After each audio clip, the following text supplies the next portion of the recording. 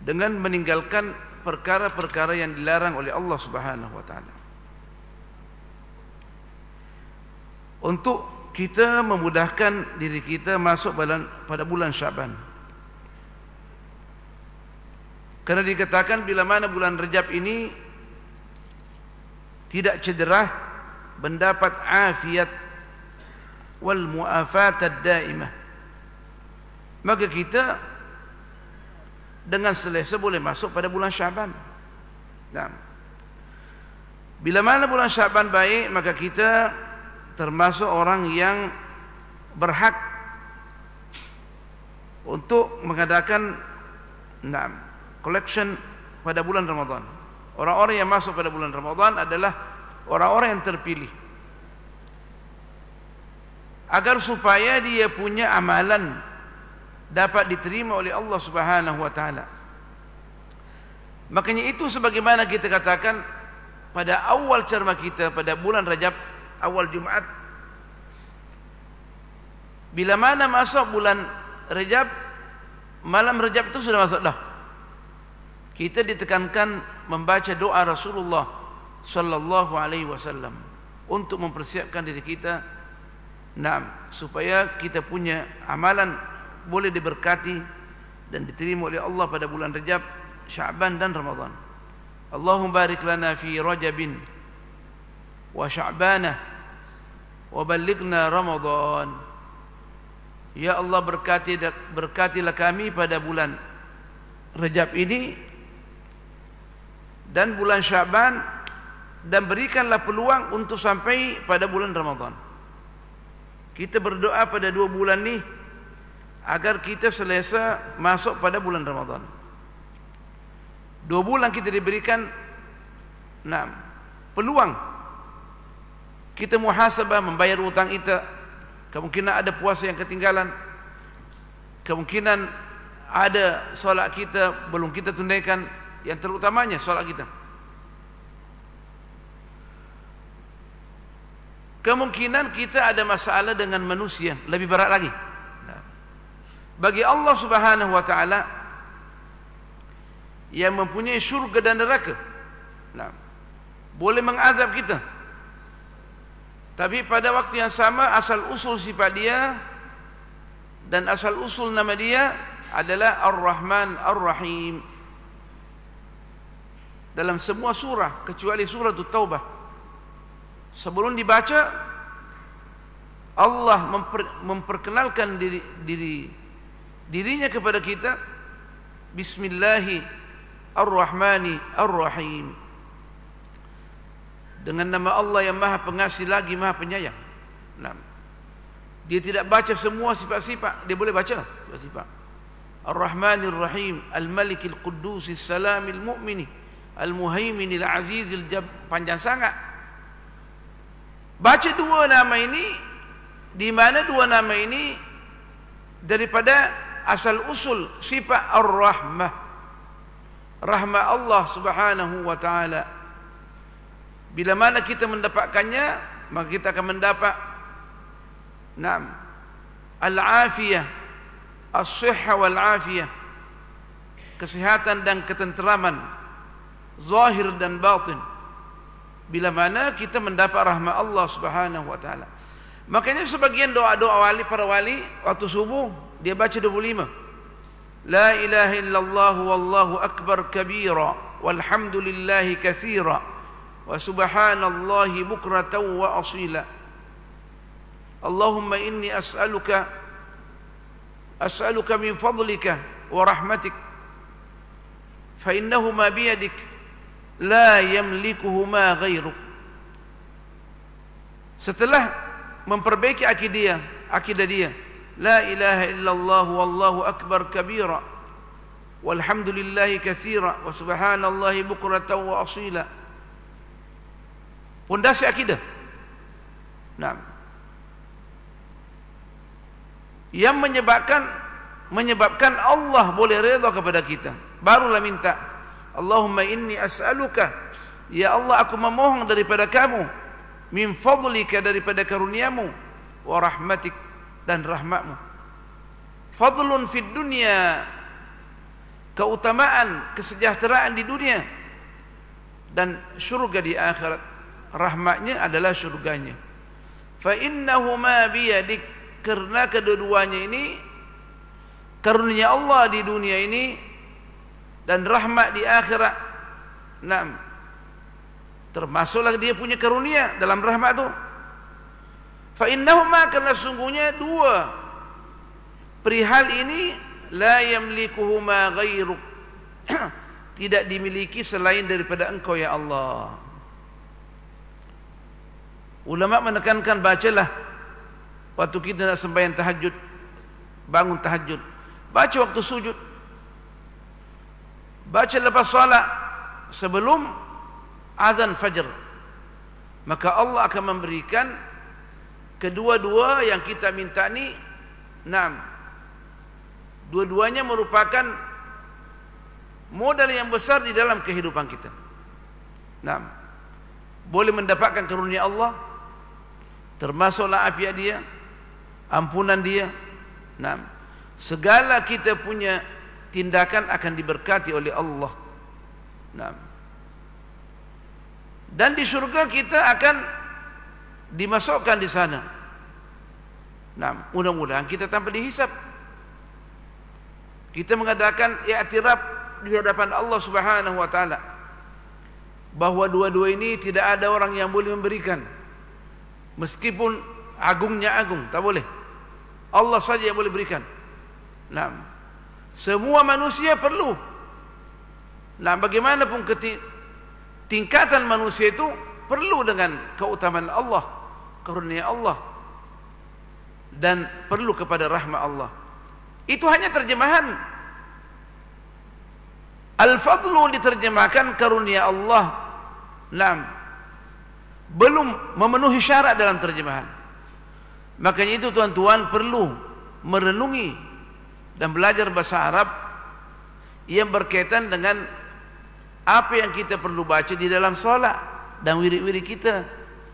Nah, dan boleh kalau sebaiknya kita menerima daripada tok syekh kita. Di samping keberkatan yang kita perolehi sebab bersambung salat kita sampai Rasulullah melalui Jibril kepada Allah Subhanahu wa taala, kita akan memahami dengan tepat sebab kita berguru. Nah, belajar sendiri tidak mungkin. Maka itu saya kemarin di WhatsApp oleh sebagian jemaah melalui satu video yang singkat, nah, yang kalau tak salah ini daripada ustaz di Indonesia mungkin. Nah, saya catat di sini. Dia simpulkan, dibilang dalam ilmu tasawuf, meskipun terjemahannya banyak yang bermasalah, tapi kita akan kembalikan kepada asal usul yang sebenarnya. Dalam ilmu tasawuf, rezeki yang paling rendah adalah harta. Oke, boleh, tak ada masalah. Nah, maksudnya harta yang kita perolehi di dunia ini daripada perak dan emas. Nah, keuangan kita, tanah kita, hayawan kita, nah, tanaman kita, nah, yang kita miliki secara global, secara umum, harta yang paling rendah. Tapi penterjemah kurang menghayati bahawa harta benda itu memanglah ditetapkan oleh Al-Quran dengan firman Allah Subhanahu wa taala, al-malu wal banuna zinatul hayatid dunya. Harta dan anak pinak kita zinatul hayatid dunya, merupakan perhiasan dunia. Dan bila mana kita tidak handle dan kita tidak arahkan dengan baik harta dan anak-anak kita, maka akan menjadi tuntutan dan cobaan fitnah di sisi Allah Subhanahu wa taala. Innama amwalukum wa auladukum fitnah wallahu 'indahu ajrun 'azim. Naam, sesungguhnya harta-harta kamu dan anak pinak kamu fitnah, cobaan daripada Allah Subhanahu wa taala. Bila mana kita arahkan dengan baik harta kita, kita jadikan sarana untuk memperkasa ekonomi Islam dengan membayar zakat, zakat yang wajib, zakat yang sunnah, apalagi zakat yang wajib. Zakat wajib yang tidak boleh di investment, zakat sunnah saja. Bila mana diarahkan dengan baik, kita keluarkan, membantu orang yang perlu dibantu, membantu negara Islam yang nak merealisasikan undang-undang Islam. Jadi kita mesti tengok yang perlu kita berikan bantuan. Bila mana perkara itu dia membawa kepada kesejahteraan untuk menjunjung tinggi agama, itu yang diminta tu. Kita memberikan sumbangan, terutamanya lembaga-lembaga Islam yang menjaga akidah Islam, akidah Ahlus Sunnah wal Jamaah, bukan akidah Wahabiyah dan bukan akidah Mu'taziliyah dan bukan akidah Khawarij yang menyimpan daripada kebenaran, akidah Ahlus Sunnah wal Jamaah. Supaya kita tidak bermasalah. Sebab segala apa yang kita sumbangkan pada muassasah yang tertentu, dia tidak menjaga akidah Ahlus Sunnah wal Jamaah, maka kita akan mendapat saham daripada penyelewengan institusi pendidikan yang kita berikan sumbangan. Kita memberikan bantuan kepada pejuang-pejuang di Palestin yang hendak menjaga harta wakaf kita. Yang kita sudah jelaskan bahawa harta wakaf kita umat Islam ada 3. Makkatu al-Mukarramah, 1 cm dia punya tanah diambil oleh orang kafir, wajib seluruh umat Islam mengikut kemampuan berjihad di jalan Allah untuk membebaskan 1 cm. Bagaimana kalau seandainya lebih dari itu? Seperti Palestin yang kita akan jelaskan. Al-Madinatul Munawwarah, tanah wakaf, hak seluruh umat Islam yang sudah bersyahadat di hadapan Allah Subhanahu wa taala. Yang ketiga adalah Masjidul Aqsa. Yang tidak berusaha membebaskan Masjidil Aqsa akan dipermasalahkan dan ditanya oleh Allah Subhanahu wa taala, terutama pemimpin-pemimpin negara. Yang aneh sekarang ini, sebagian negara Arab mengadakan normalisasi dengan Israel. Bahkan sebagian negara Arab, bila mana kita membantu Hamas, pejuang Ahlus Sunnah wal Jamaah di Palestin, tepatnya di Gaza, dan kita mendoakan dan ditemukan berdoa, dia punya sanksi hukum adalah di penjara 2 tahun. Alhamdulillah kita tak ada nih. Nikmat yang besar, kita tak ada sanksi hukum. Di penjara 2 tahun. Tak salah, Saudi sudah mengeluarkan sanksi hukum. Ini bukan untuk menjelekkan satu negara, negara kita semua, tapi nak mengatakan itu undang-undang yang keluar. Penjara 2 tahun. Bukan lagi di penjara. Di penjara itu beraneka ragam siksaan yang boleh menimpa orang yang ditahan.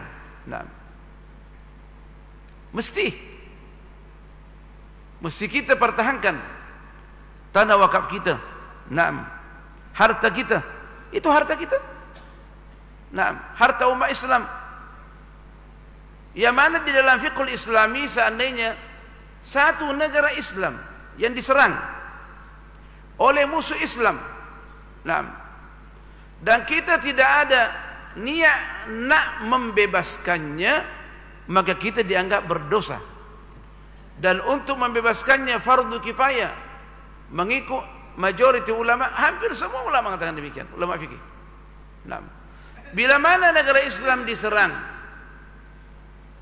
maka menjadi fardu kifayah untuk membebaskan. Ada mesti satu kumpulan tentera umat Islam untuk membebaskan.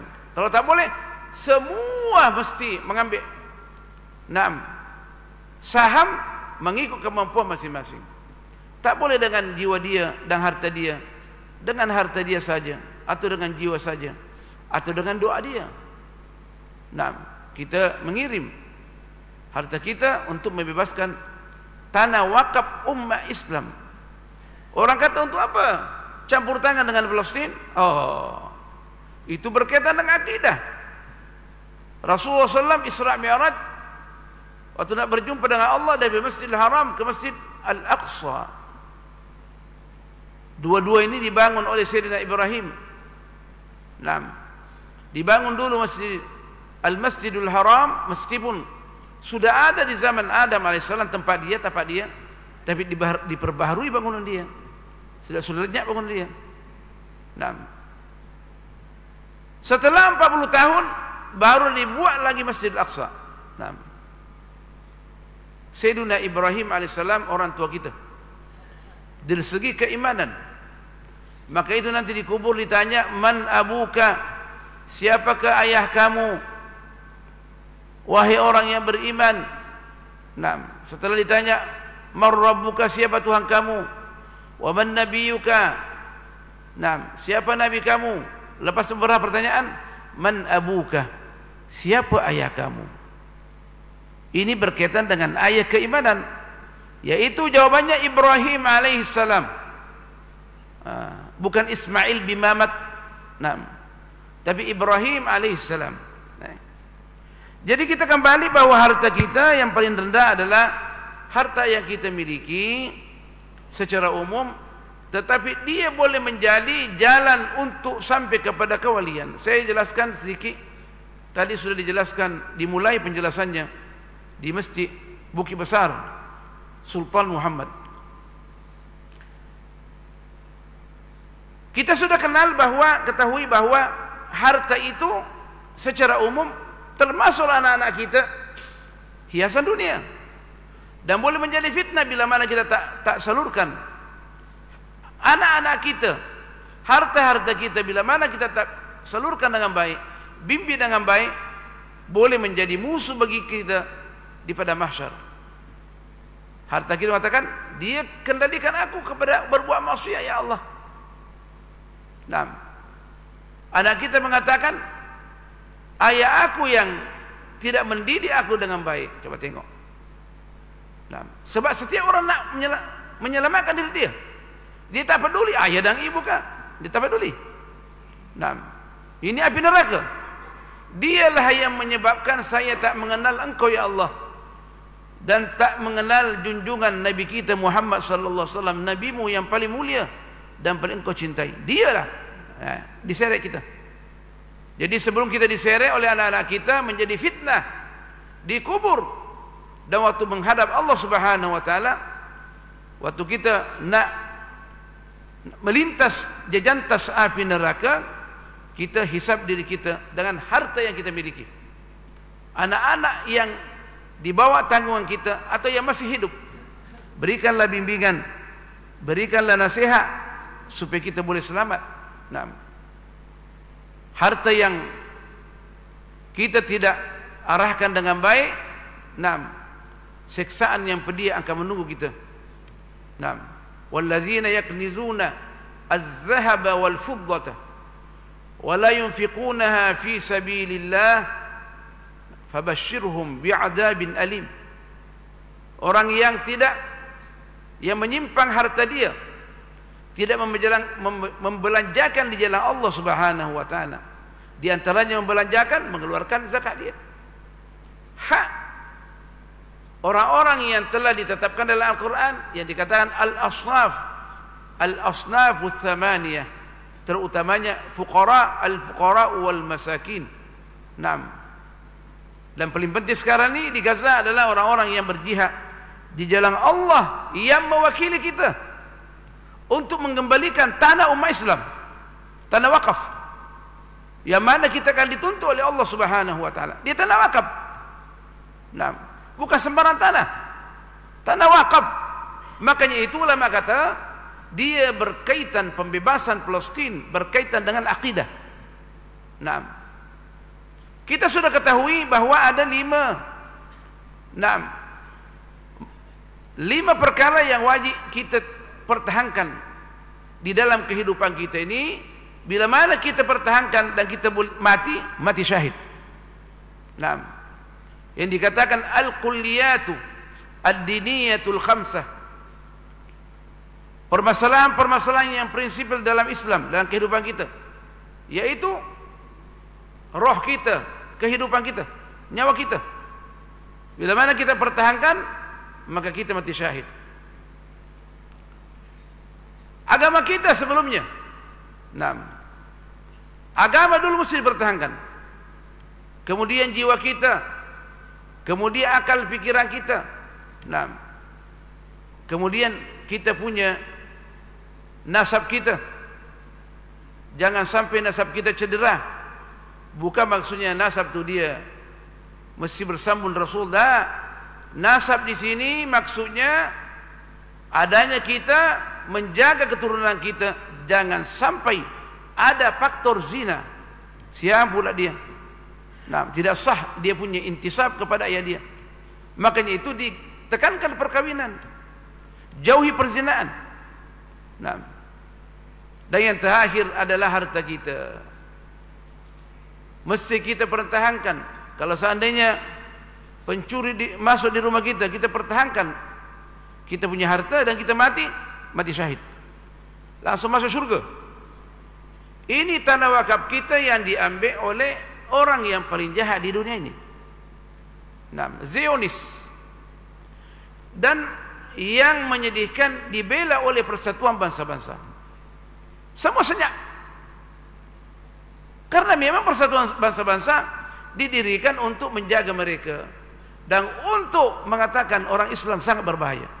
Padahal orang Islamlah yang boleh menyelamatkan mereka daripada api neraka. Jadi disebutkan sini yang pertama adalah rezeki, harta. Tapi kita mengatakan bila mana harta itu diarahkan dengan baik, dia menjadi jalan kewalian. Kalau takkan dia nak menjadi satu unsur dalam kehidupan kita untuk memperkasa ekonomi kita. Makanya itu salah satu daripada rukun Islam ini sesudah syahadat dan mendirikan solat adalah zakat kita. Adanya kita dituntut untuk kita mengeluarkan zakat. Wa itaiz zakati. Dia merupakan rukun Islam yang mana juga menjadi rukun iman. Sampai dikatakan ukhtus salatil mahjurah. Zakat ini yang diambil daripada harta kita, sama ada dia 2,5% dari hasil perniagaan kita sehari-hari atau gaji kita, atau 10% mengikut jadwal zakat harta yang ditulis, mudah saja diperolehi melalui internet daripada pejabat agama, daripada tempat kita masing-masing, yang mesti kita jaga. Sebab bila mana kita punya perekonomian lemah, bagaimana nak melancarkan ibadah kita dan muamalah kita? Elektrik kalau tak ada yang menyumbang dan air condition tak dijaga, maintenance dia, kita akan bermasalah. Makanya itu perekonomian di dalam Islam merupakan jalur utama dalam menegakkan negara Islam. Perlu dijaga. Perlu kita minta harta yang berkah. Makanya itu salah satu doanya Rasulullah sallallahu alaihi wasallam, Allahumma inni as'aluka ilman nafi'an. Aku memohon daripadamu ya Allah ilmu yang bermanfaat, wa rizqan halalan thayyiban. Ya salam. Dan rezeki yang halal yang baik, mubarakan yang diberkati oleh Allah. Boleh ditambah wasi'an yang luas, mubarakan fi, tetapi diberkati oleh Allah Subhanahu wa taala. Nah, apalagi yang diminta? Supaya kita punya wa amalan mutaqabbala, dan amal yang diterima oleh Allah Subhanahu wa taala. Nah, dalam satu riwayat, wa shifaan min kulli da, dan mendapatkan syifa, kesehatan dan afiat, kesembuhan daripada segala bentuk penyakit. Itu yang diminta tuh.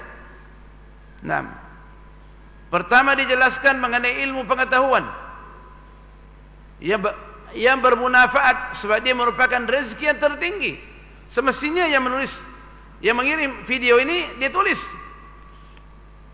setelah dia husnul khatimah, sebelum husnul khatimah menyebutkan rezeki yang tertinggi adalah al-ilmun nafi', sebab dia boleh mendatangkan benda-benda yang penting dalam kehidupan kita.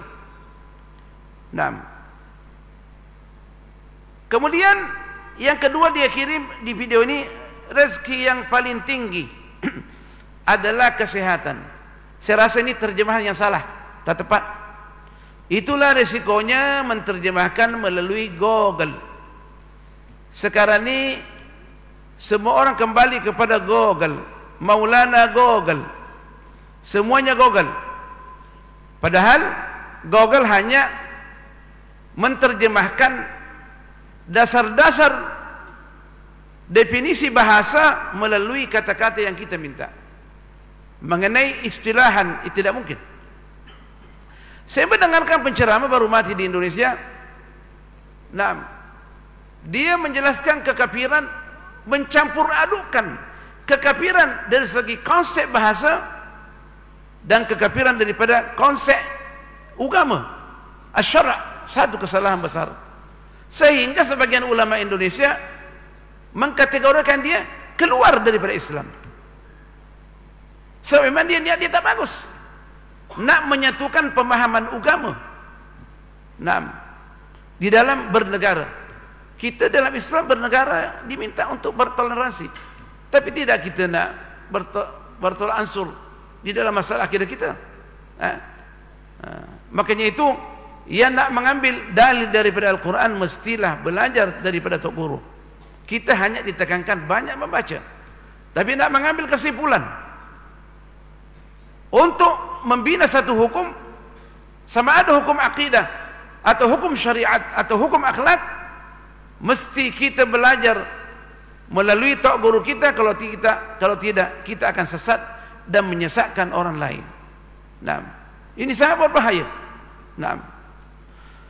Jadi dipahami, bukanlah orang yang bagus suaranya dan bagus bacaannya dan hafal Quran diberikan kekuasaan untuk mengistimbatkan hukum daripada Al-Quran wa Sunnah. Ini sangat berbahaya.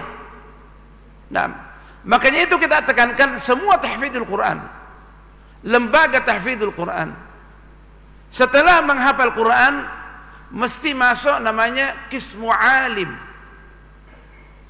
Dalam bahasa Arab namanya al-alimiyah, kealiman. Kealiman ini jauh lebih lama daripada hafal Quran. Orang dulu hafal Quran 1 bulan hafal dah 30 juzuk. 1 hari satu juzuk. Kebanyakan, kata Syekh Abdul Fattah Abu Ghuddah di dalam mengomentari apa yang dilakukan oleh Al-Imam Al-Allamah Abdullah Ibn Mubarak waktu taubat. Dia merupakan bekas ketua Samsing dari Nisabur ke Baghdad. Waktu dia bertaubat menghadap kepada Al-Imam Abu Hanifah nak membaca fiqh. Al-Imam Abu Hanifah kata, sudah baca Al-Quran? Sudah hafal? Belum lagi. Hafal Quran dulu, baru datang kepada majlis saya. Syarat utama dalam pendidikan Islam dulu mesti hafal Quran. Maka tinggal di rumahnya selama seminggu tidak keluar-keluar dan menghafal 30 juzuk. Menghafal 30 juzuk. Orang kata ini cerita mengaruh. Orang dulu hatinya bersih, gangguan tidak banyak macam kita. TikTok lah, Nah, WhatsApp lah, macam-macam kita punya gangguan yang merusakkan mata kita dan pendengaran kita dan hati kita. Seorang kawan baru meninggal di Brunei, seorang profesor. Dia merupakan orang Indonesia yang belajar di Kuwait, dan beliau merupakan best student. Tiap-tiap tahun dapat dia marker nomor 1. Diceritakan kepada saya. Saya dengar cerita, saya dengar dari mulut dia. Dia kata satu waktu di Kuwait, saya tidak tahu bahwa 1 juzuk itu adalah penting dalam pemeriksaan, dan sudah ditetapkan oleh Universiti Kuwait. Saya tidak hafal, saya tidak tahu. Kawan kata wajib dihafal. Maka pada hari itu saya hafal 1 juzuk. Tak terasa saya ulang-ulang, saya hafal 1 juzuk dengan semangat yang kuat. Bukan 1 hari, beberapa jam saja. 1 jam, beberapa jam dihafal 1 juzuk itu. Jadi kalau dia menghafal Abdullah bin Mubarak 7 hari, orang-orang yang punya kemampuan menghafal dulu luar biasa. Seperti Imam Bukhari. Nah, menghafal esok berapa banyak hadis yang dihafal, yang dikatakan Amirul Mukminin. Ada orang yang menghafal Al-Quran dengan qiraatnya segala, dengan tafsirnya segala. Ana dengar di Universiti Darul Ulum di Hudaydah di Yaman, pelajarnya diwajibkan menghafal Al-Quran dan menghafal tafsir Jalalain. Hafal, bukan baca saja, hafal. Sebab dia merupakan landasan di dalam menafsirkan Al-Quran. Nah, jadi kita kembali, apa yang di-share di dalam internet ini, rezeki yang paling tinggi adalah kesehatan. Saya melihat terjemah yang tak betul. Dia nak masukkan al-afiyah, kesejahteraan. Apa perbedaan kesejahteraan dan kesehatan? Kesejahteraan lebih umum daripada kesehatan di dalam bahasa Arab. Saya bercakap dalam bahasa Arab, bukan bahasa Melayu. Saya tak pakar bahasa Melayu, saya hanya terjemahkan. Kesehatan pada dasarnya berkaitan dengan kesehatan tubuh badan kita yang zahir. Alhamdulillah tidak ada kolesterol, tidak ada darah tinggi. Itu kesehatan. Boleh tak kesehatan itu dimaksudkan kesehatan rohani? Boleh, dengan syarat di dalam bahasa Arab disebutkan kesehatan rohani itu. Wasihhatan fil qalbi, baru kesehatan dalam hati. Itu pun kalau kita maksudkan wasihhatan fil aqli, dalam akal pikiran kita. Itu pun kalau dimaksudkan dengan wasihhatan fi ruhi, roh saya. Ini dibahas semua oleh Imam Ghazali dalam kitabnya Rubu'ul Muhlikat. Bukunya Rubu'ul Adat Ibadat, Rubu'ul Adat, Rubu'ul Muhlikat, Rubu'ul Munjiyat. Dalam bagian yang ketiga dibahas tentang hati, akal pikiran, roh. Jadi kesehatan rohani ini tidak boleh dimuat dalam satu bahasa kecuali al-afiyah. Allahumma inni as'aluka al-afwa wal-afiyah. Al-afiyah, kesehatan jasmani, kesehatan rohani, kesehatan pada anak-anak kita, harta kita tidak ada unsur riba, agama kita tidak ada penyelewengan, afiyah, mencakupi zahiran wa batinan. Makanya itu doa Rasulullah sallallahu alaihi wasallam yang diminta tiap-tiap hari supaya diberikan al-afiyah, kebanyakan al-afiyah. Allahumma inni as'aluka al-afiyah fid dini wad dunya wal akhirah. Aku minta kepadamu ya Allah al-afiyah. Apakah afiyah adalah terjemahannya kesejahteraan? Itu yang diterjemahkan, tapi tidak memenuhi syarat lagi dalam terjemahan. Kenapa Anda mengatakan demikian? Ya, saya besar di negara Arab. Saya sebelum kuliah sudah masuk di Azhar sampai PhD. Jadi saya menganggap diri saya bahagian daripada orang Arab yang meneliti bahasa Arab daripada awal. Saya ibu bahasa Arab saya jauh lebih bagus daripada bahasa Melayu saya. Saya pun menulis bahasa Arab tak perlu kamus. Bahasa Melayu saya bermasalah. Kalau seandainya Muktamar meminta saya untuk menulis kajian dalam bahasa Melayu, saya tak sanggup. Sebab saya tidak besar di negara Melayu. Nah, al-afiyah tidak boleh diterjemahkan kesejahteraan. Boleh, tapi tidak memenuhi syarat. Nah, sebab al-afiyah kesehatan rohani dan jasmani, dan kesehatan dalam semua aktiviti kita. Kita berpolitik selamat, afiat. Kita mendidik umat kita selamat, afiat. Isteri kita yang kita jaga dengan baik, afiat. Anak-anak kita boleh lancar pekerjaannya, afiat. Nah, tidak kena bala, afiat. Jauh daripada krisis, afiat. Jauh daripada bencana, afiat. Jauh daripada gempa bumi, afiat. Jauh daripada banjir yang sekarang melanda kita, afiat. Semua afiat. Makanya Rasulullah SAW minta, memerintahkan kita, mintalah daripada Allah al-afiyah dalam semua kehidupan kita. Makanya doa yang paling terbaik, Allahumma inni as'aluka tamamal afiyah.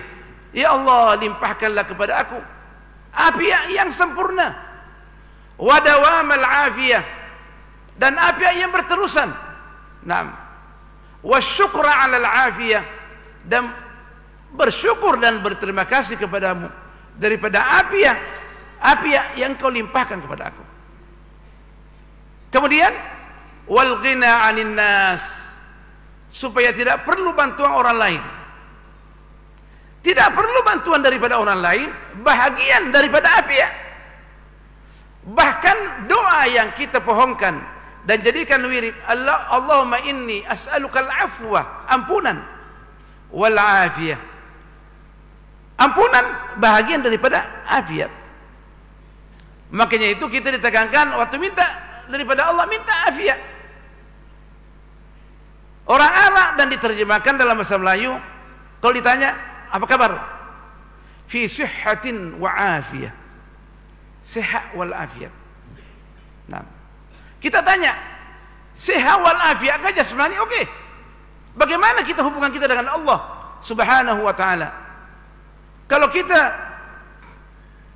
senantiasa kita melaksanakan salat dengan berjamaah, kita damai dengan ummah Islam dan damai dengan manusia, boleh kita jawab fi sihhatin wa afiyah.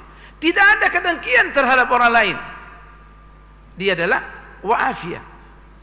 Nah, makanya itu wajib kita mempelajari bahasa Arab, terutamanya yang berkaitan dengan ibadah kita, terutamanya yang berkaitan dengan penafsiran surat Al-Fatihah, yang merupakan salah satu rukun daripada rukun as-salah yang dianggap sebagai tiang agama. Perlu kita memahami makna daripada Allahu Akbar. Maka itu para wali minta, mana Allahu Akbar lah. Allah Maha Besar. Besar dalam kehidupan kita, lebih besar daripada undang-undang yang kita letakkan, lebih besar daripada harta kita, lebih besar daripada pangkat kita, lebih besar daripada apa yang kita miliki, lebih besar daripada apa yang kita sayang. Semua Allahu Akbar. Makanya itu, bila mana kita berpahaman demikian, maka sah solat kita. Rukun yang pertama, berpindah daripada rukun solat kepada rukun yang lain, mesti diucapkan untuk meresapkan di dalam hati kita bahwa inilah akidah aku, ya Allah. Nah, karena sumber akidah kita tak keluar daripada empat. Subhanallah, Maha Suci Allah. Maksudnya tidak ada yang boleh campur tangan dalam urusan Allah Subhanahu wa taala. Allah tidak lemah, Allah Maha kuat. Alhamdulillah, segala puji bagi Allah Subhanahu wa taala yang telah menciptakan kita, memberikan rezeki, tak pernah lupakan kita, dan semua sifat-sifat yang baik kembali kepada alhamdulillah. Segala sifat-sifat yang tidak baik yang kita mesti menjauhkan Allah daripadanya, semua ada dimuat dalam subhanallah. maka itu menjadi fondasi yang utama dalam akidah Ahlussunnah Jamaah. Kata Izzuddin Abdul Salam Sultanul Ulama dalam bukunya Al-Aqidatul Islamiyah. Baru kita mengatakan alhamdulillah.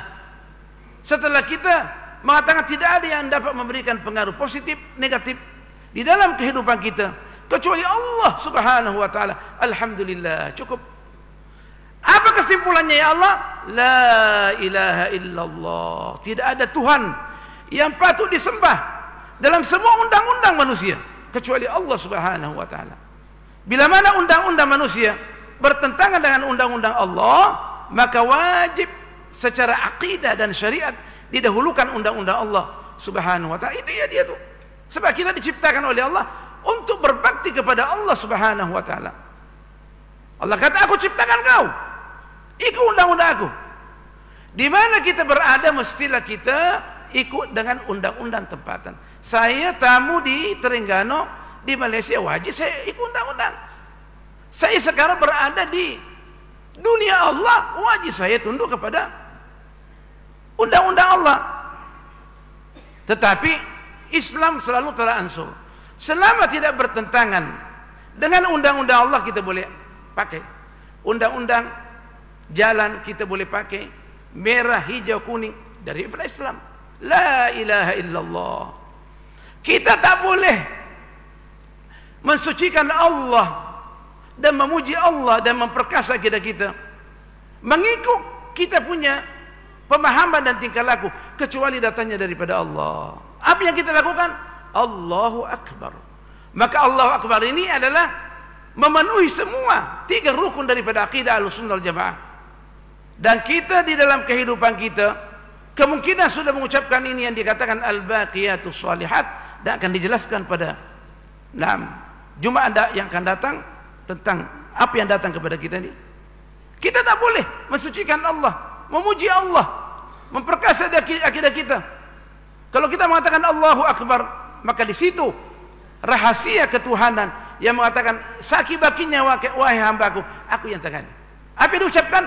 La haula wa la quwata illa billah. Supaya Allah menjaga akidah kita, kita mengatakan la haula wa la quwata illa billah. Tuan-tuan puan-puan yang berbahagia, mudah-mudahan apa yang kita sampaikan kita dapat mengambil manfaat dan kongsikan kepada kawan-kawan kita yang tidak hadir. Mudah-mudahan akidah kita diperkasa oleh Allah Subhanahu wa taala dan mendapatkan husnul khatimah dan diberkati pada bulan Rajab ini.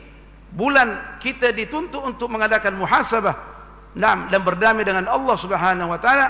Mudah-mudahan kita sempat masuk pada bulan Syaban dan mendapatkan anugerah yang terbesar pada bulan akhir Ramadan, pada malam Lailatul Qadar. Subhanakallahumma bihamdik, nashhadu an la ilaha illa ant, nastaghfiruka wa natubu ilaik. Bismillahirrahmanirrahim. Wal 'ashr innal insana lafi khusr illa alladhina amanu wa 'amilus shalihat wa tawasaw bil haqqi wa tawasaw bis sabr. Bismillahirrahmanirrahim. Alhamdulillah wassalatu wassalamu ala Rasulillah Sayyidina Muhammad an-Nabiyil Karim wa ala alihi wa sahbihi ajma'in. Allahumma 'allimna ma yanfa'una wa zidna 'ilma, faqihna fid din wa 'allimna at-ta'wil wa habibna ila al-muslimin waj'al lana lisana sidqin fil 'alamin. Allahumma barik lana fi rajabina wa sya'banina wa ballighna ramadan wa barik lana fihi wa a'inna 'ala as-siyami wal qiyami wa tilawati al-Qur'an wa sa'iri at-ta'ati wal qurubat. وامنحنا بركات ليلة القدر ونفحاتها وجعلنا من أوليائك وأهل طاعتك يا أرحم الراحمين. وانصر إخواننا المجاهدين والمرابطين في مشارق الأرض ومغاربها وخاصة في غزة وفلسطين. انصرهم على أعدائك أعداء الدين ودمر أعداءهم واخسف بهم الأرض يا قوي يا متين. وصل اللهم على سيدنا محمد والحمد لله رب العالمين. Wassalamualaikum warahmatullahi wabarakatuh.